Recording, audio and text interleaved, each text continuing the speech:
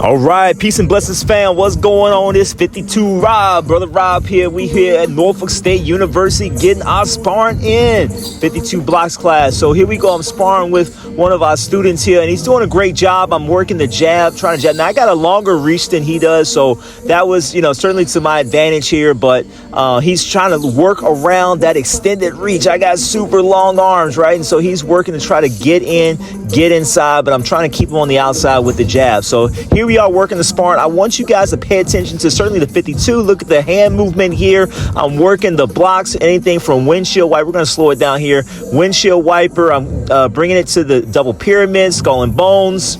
Right, coming back up, windshield wiper right here. I call that a reverse cob block, going down, back to the windshield wiper, and circling back through to skull and bones and double pyramid, okay? But circling in the blocks and mixing that in with the strikes, with the punches, right? There's the L block there, the square, and coming through. Do a good job slipping. So part of 52, right, it's not just your defense, right? It's not just blocks, but it's also slips, head movement, footwork. So I want you to pay attention to the footwork here, especially, right? Everybody wants to pay attention to the punches, but the footwork is the hardest piece. This is the thing that people really can't do, okay, by and large, right? Because everybody's got like traditional orthodox boxing footwork. But, our 52, we integrate, and a lot of 52 guys integrate a lot of capoeira. So you see some of the capoeira movements here, which is also an African martial art. We integrate the capoeira footwork, right? We don't move just on a straight line. We got angles and we got flow to our movement. So that's how we rock in here with the 52, the head movement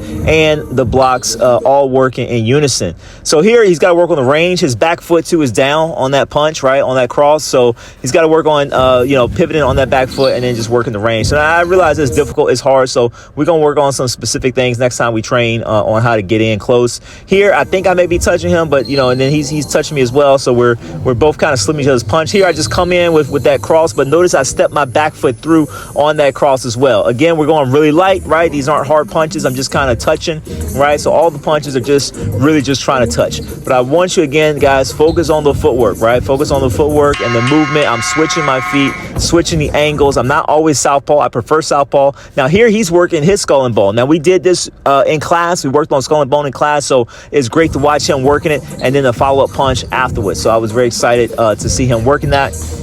And we're just kind of going a little bit of back and forth here, a little bit of back and forth. But I got to show you guys, and this is something I do a lot. I call this a single pyramid. Basically, it's like double pyramid, but I'm just using my forearm to cover up both of his arms as I kind of strike to the body and try to push and bully him, right? Because, again, I'm bigger. I realize that, guys. I'm not normally the bigger fighter. Normally, I'm fighting the bigger guys, okay?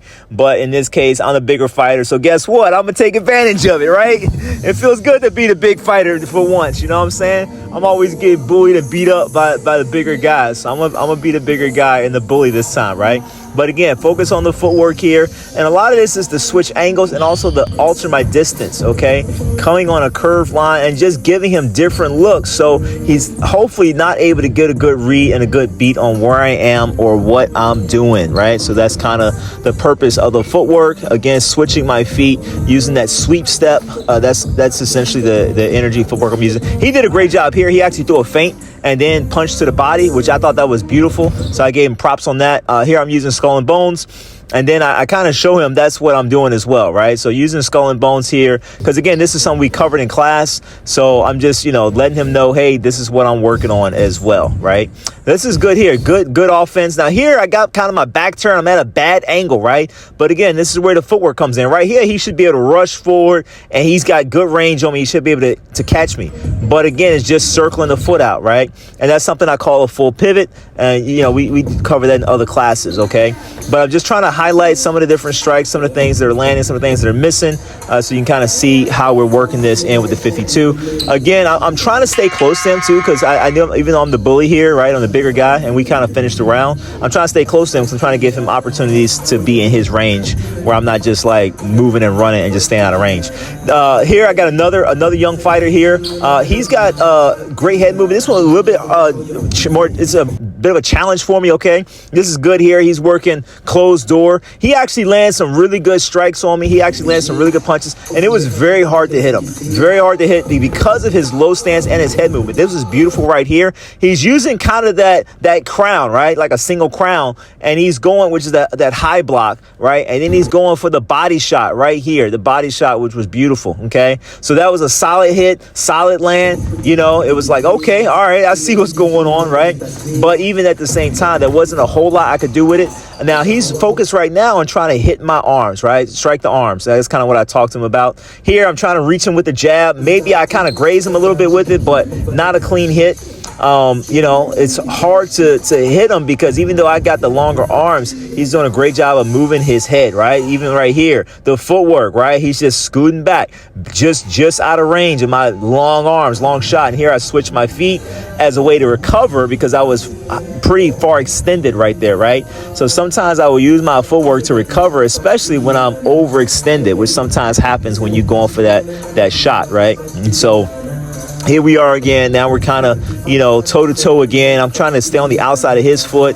But see, his head movement, because he dips his head down so low, is difficult to reach him with my long arms, okay? Now I'm getting kind of tired, so I'm just kind of keeping my arm out there because, again, I've been going a couple rounds with these younger gentlemen, all right? But this is what we do. I want to keep training. So, again, working skull and bone here as well because we worked this in class. That's a good shot there on his part. So I got to do a better job of kind of getting a little bit more offense going. Again, it's just hard to get a clean shot on him because every time I'm stepping in, he's doing a good job of throwing. So here we get in kind of a clinch, right? But I was trying to get some stuff off here, wasn't able to. But again, notice the footwork here, just switching, moving angles, not giving him a good read at all. But his head movement is amazing, right? He's moving his head very well, making it very difficult. And as a taller fighter, look, I'm swinging at his head, right? I'm trying to catch him, right? As a taller fighter, that's my main target, but I'm missing his head right here. I grazed the top of his head, but guess what? He's doing that crown again and going for that body shot. Again, it's more like a single crown. Crown's normally done with both arms overhead, but he's still that upward block covering the top of the head, okay? So again, just difficult to kind of hit, difficult to get a good read on. I do get a clean shot here, okay? Right here, that's the only like real clean shot I got on him, okay? Because he came in as he was paring my arm down. So I got him a clean shot right there, but that was the only clean shot I could get the whole round, right? Otherwise, it was just kind of this stalemate a little bit back and forth, right? I am working the 52, the hand blocks with the footwork and the movement. But again, whatever he gives me, right? So it just depends on what he gives me. And so he's doing a good job of kind of poking at the bear, right? And this is a great punch here, kind of a vertical fist punch, man. If I didn't know any better, I thought my man was doing some Wing Chun up in here, right? But he's doing a great job. So kind of that vertical fist punch, that was a great land as he came in close, right? Got in his range to land that shot. I tried to come back, but again, I'm not in here. I'm just showing him that, hey, I'm working skull and bones, right? So he sees how it works because part of the thing is I want to make sure they understand how to use it, right? Not just, hey, do this block because I said do it, but I want him to see it in actual sparring so that way he can actually start using it as well. So, but overall, great round.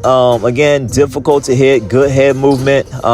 You know, see, there he goes right there, moving his head again, okay? We're going to start to close out the round here pretty soon, but again, it's just hard to get a good read on him. I try to go a little bit to the body, but body shots, especially on a shorter fighter, is harder to recover from because I have to duck down pretty low on a shorter fighter. And here, working the footwork again, just trying to make a hard target. But ducking down low on a shorter fighter means I got to stand back up, right? And I stand back up, that slows me down, which means he has the opportunity to rush in and land his punches as well. Hey guys, one thing I want to encourage you to do is go check us out at 52blocksnorfolkva.com. That's 52blocksnorfolkva.com. We are doing some online training, some coaching and things like that. So what I'm trying to do is to help grow 52 block instructors, particularly within the black community, because that's my focus, that's my call, and that's my purpose and my mission in this lifetime. So if you're about that life, if you're about building your community and healing, right, from generational trauma and empowering the youth, then check us out at 52blocksnorfolkva.com. Yo, and make sure y'all join the Patreon, man. Join up, 52 Block Federation, man. Make sure y'all join us. Peace. How many of you practice a martial art today? Who practices a martial art today? How many boys are practicing a martial art in your community today? Today. That's what I'm saying. We not ready to fight. The purpose of our organization is to start right here in Harlem, which has the largest concentration of people of African descent that exists anywhere on this earth. There are more Africans here in Harlem than exist in any city on the African continent, because that's what you and I are, Africans.